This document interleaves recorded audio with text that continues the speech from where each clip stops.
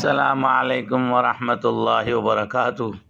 آج انتہائی درد و کرب اور بے چینی کے عالم میں اپنی بات کا آغاز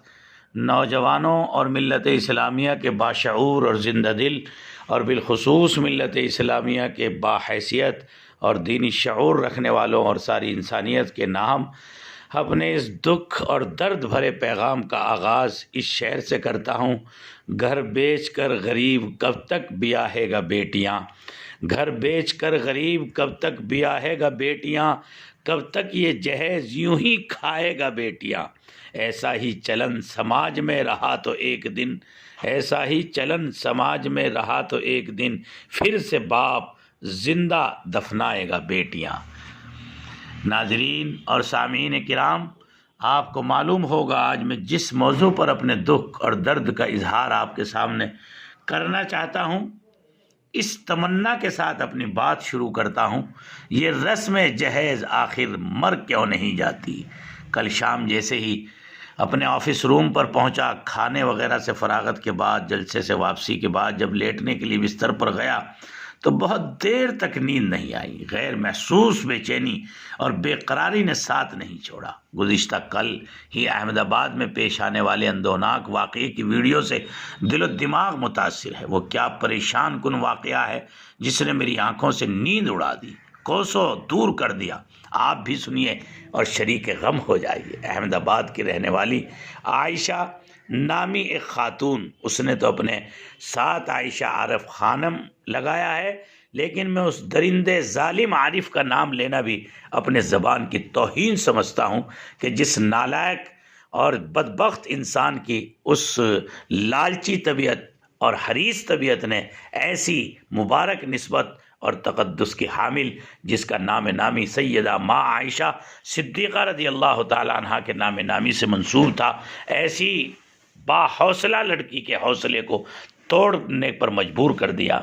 اپنی دل فریب مسکراہٹوں کے ساتھ، دلوں میں غم کا سمندر لیے ہوئے، کسی پر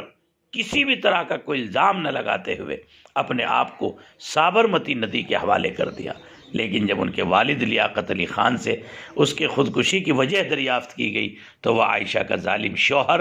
عارف خان ہے جو راجستھان کا رہنے والا ہے۔ اس کی طرف سے جہیز کے مطالبات، یہی وجہ تھی کہ ہر روز اس ظالم درندے نے عائشہ کو کوسنے سے لے کر ستانے، طلاق دینے، یہاں تک کہ جلانے اور مار ڈالنے تک کی دھمکیاں بھی دیتا رہتا تھا۔ عائشہ کی جو ویڈیو وائرل ہوئی ہے اس سے صاف ظاہر ہوتا ہے کہ محبت کی ماری ہوئی تھی۔ شوہر کو تو وہ بہت چاہتی تھی، بٹ ظالم شوہر جہیز کا لالچی تھا۔ بار بار جہیز کے مطالبات نے اسے اندھا بنا دیا تھا۔ عائشہ کی طرح نہ جانے کتنی عورتیں ہیں جو جہیز کی لالچی خاندان، ساس سسر اور شوہروں کے ہاتھوں ستائی جاتی ہیں، ماری جاتی ہیں، جلائی جاتی ہیں، گالیاں دی جاتی ہیں اور اپنے آپ کو سمندروں کے بہتے ہوئے دھاروں کے حوالے کرنے پر مجبور ہو جاتی ہیں۔ کسی شاعر نے کیا خوب کہا ہے، شاعر سے قدر معذرت کے ساتھ، جہیز کم تھا بہو سمندر میں اتاری ہے، جہیز کم تھا بہو سمندر میں اتاری ہے، ہمارے معاشرے میں اب تک یہ رسم جاری ہے۔ جہیز کے نام پر ستائی ہوئی عائشہ اور اس کے والد کے غم کو دیکھ کر مجھے ہندوستانی معاشرے کے بانجھ پن اور بے حسی پر دکھ ہو رہا ہے۔ کیا یہی انڈیا کی شائننگ، انڈیا کی ترقی ہے کہ آپ چھوٹے چھوٹے ذلیل لقموں کی خاطر، اللہ اکبر، تم نے اپنے معاشرے کو کہاں پہنچا دیا ہے؟ ہر گلی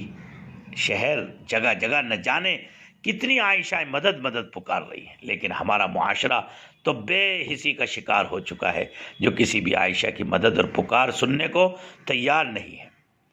پس رہی ہیں، کوئی ان کی مدد کو تیار نہیں۔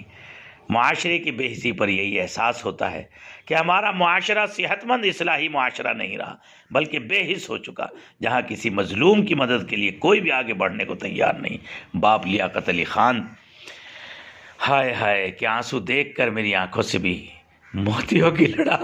مسلسل چڑھ رہی ہے۔ میں مجرموں کی طرح بیٹھا موبائل کی اسکرین پر نظر گڑائے ہوئے ان کی دردناک چیخ و پکار سن رہا ہوں، ان کی ماں کا تڑپ اور کسک سن رہا ہوں، کیونکہ میں بھی اسی گلے سڑے معاشرے کا حصہ، جہاں روز معصوم مظلوم بچیوں پر دردناک مظالم ڈھائے جاتے ہیں۔ آج ہمارے معاشرے میں جہیز کے نام پر غریب معصوم دوشیزاؤں پر ظلم و ستم کے پہاڑ توڑے جا رہے ہیں، جبر و تشدد کے خاردار جھاڑیاں ان کی راہ میں حائل ہیں۔ آج بھی ان عورتوں کے ارمانوں کا خون کیا جا رہا ہے۔ غریب گھرانے کی لڑکیوں پر خدا کی زمین اپنی وسعت اور کشادگی کے باوجود تنگ ہو رہی ہے۔ جس گھر میں لڑکی پیدا ہوتی ہے اور جوانی کی دہلیز پر قدم رکھتی ہے، والدین کی نیندیں حرام ہو جاتی ہے۔ زندگی کا ہر لمحہ سانپ بن کر ڈسنے لگتا ہے۔ ایک طرف لڑکی کی اٹھتی ہوئی جوانی، دوسری طرف جنسی بھیڑیوں کی اٹھتی ہوئی نگاہیں، اور تیسری طرف پڑوسیوں کی چمی گوئیاں۔ والدین اس گلاب کے پھول کو سجانے کے لیے جب کسی لڑکے کی تلاش کرتے ہیں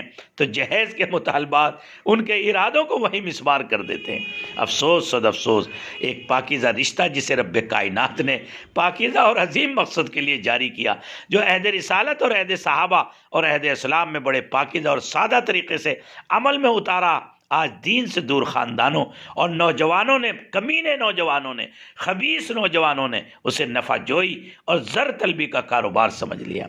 ان اسباب و حالات کا جائزہ لینے کے بعد یہ محسوس ہوا کہ معاشرے میں دینی اسلامی روح بیدار کی جائے، اسلامی احکام کی اہمیت و عظمت دلوں میں اتاری جائے، متاع دنیا کے حس سے دور کیا جائے، اس بات کو دل و دماغ میں راسخ کیا جائے کہ مومن کی سرخ روئی اور کامیابی اسی میں ہے کہ خدا کی قائم کی ہوئی حدود کے اندر رہ کر جائز اور بہتر طور پر اپنی دنیا بھی خوشحال بنائیں اور آخرت بھی سنواریں، ناانصافی اور ظلم و ستم سے بہرحال پرہیز کریں اور دین اور دنیا کی برکتوں کو حاصل کریں۔ ہمارے عالی جناب مفتی احتشام صاحب اشرفی نے بڑی اہم مہم چلائی ہے کہ نوجوانوں کو ہر شہر میں، ہر گلی میں اور ہر محلوں میں ذمہ دار علماء بیدار کریں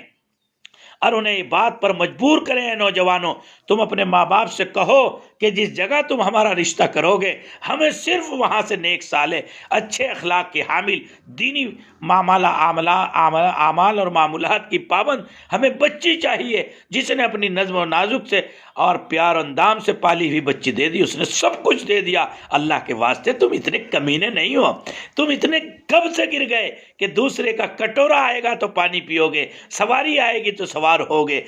پنکھا اور اے سی اور کولر آئے گا تو اس کو ٹھنڈک میں بیٹھو گے۔ کیا تم نامرد ہو؟ تمہارے دست و بازو نہیں ہے؟ تم کما کر اپنے آپ کو بھی، اپنی شریک حیات کو بھی پال نہیں سکتے ہو؟ اللہ کے واسطے اس کمینے پن کی ذلت کی زندگی کو چھوڑیے اور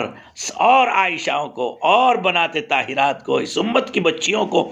پانی کے سابرمتی ندی کے حوالے مت کیجیے۔ اس معاشرے پر، اس سڑے ہوئے گندے معاشرے پر اللہ کے واسطے رحم کیجیے۔ میری پوری ملت کے نوجوانوں سے اپیل ہے کہ وہ یہ سنکلپ لیں، یہ عہد لیں کہ انشاءاللہ ہم اس کی شروعات کریں گے بغیر جہیز کی شادی کے، اور جس کے یہاں جہیز لیا جائے گا، دیا جائے گا، اس کی شادی میں ہم شریک نہیں ہوں گے۔ جس کی شادی میں بینڈ باجا اور رسوم اور خرافات ہوں گی، ہم وہاں دعوت بھی کھانے نہیں جائیں گے۔ اللہ کے واسطے میری درخواست ہے کہ اصلاح معاشرے اور اصلاح شادی کے نام پر ہر شہر میں، ہر علاقے میں علماء کی نگرانی میں کمیٹیاں بننی چاہیے اور قوم کی ذہن سازی زمینی سطح پر ہونی چاہیے، نوجوانوں کو بالخصوص اس میں شامل کیا جائے، ایسا پاکیزہ معاشرہ اٹھے کہ عہد صحابہ کی یاد تازہ ہونے لگے۔ ورنہ یہ معاشرہ جب ان دوشیزاؤں اور ان اللہ کی بندیوں کو ایسے اپنے آپ کو ندیوں کے ان کے حوالے کر کے اور تڑپتا ہوا، کسکتا ہوا معاشرہ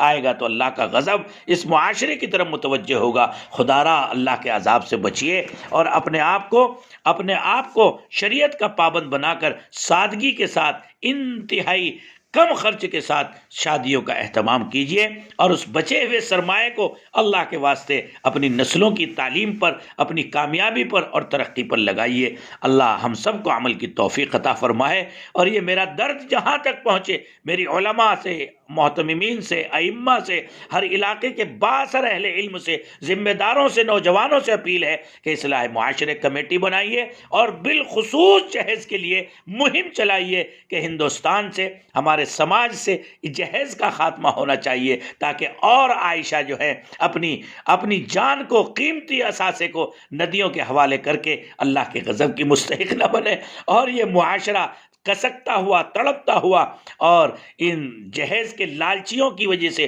اس جو ہے گرفت کا شکار نہ بنے۔ اور میری حکومت سے اپیل ہے کہ ایسے درندوں کو سخت سے سخت سزا دی جائے، بلکہ پھانسی دی جائے، تاکہ پورا سماج کانپ کر کے رہ جائے، اور آئندہ کسی اور عائشہ کو اپنی مسکراتی زندگی جو ہے وہ ندی کے حوالے کرنی نہ پڑے۔ یہ میری ملت اسلامیہ سے اس کا بائیکاٹ کیا جائے، اور حکومت سے اپیل ہے کہ اس کے لیے سخت سے سخت قانون بنا کر پھانسی دی جائے، تاکہ آئندہ سماج میں کوئی ایسا گھناؤنا عمل جو ہندوستانی وقار کو مجروح کرے آئندہ نہ ہونے پائے۔ السلام علیکم۔ آپ کا غمزدہ اور انتہائی دل کے درد کو بیان کرنے والا، پہنچانے والا، آپ کا دعا کا طالب بھائی محمد سالم اشرف قاسمی۔ میں دل سے دعا کرتا ہوں کہ اس پیغام کو زیادہ سے زیادہ پہنچائیں، اور اس کے خلاف جہیز کے مہم چلائیں، جگہ جگہ سے مہم جو ہے کمیٹیاں بننے کی، نوجوانوں کے دلوں کو تڑپنے کی یہ ذریعہ بننا چاہیے میرے درد کا اور میرے دل کا یہ پیغام، اور جگہ جگہ کمیٹیاں قائم ہونی چاہیے۔ اللہ، السلام علیکم ورحمۃ اللہ۔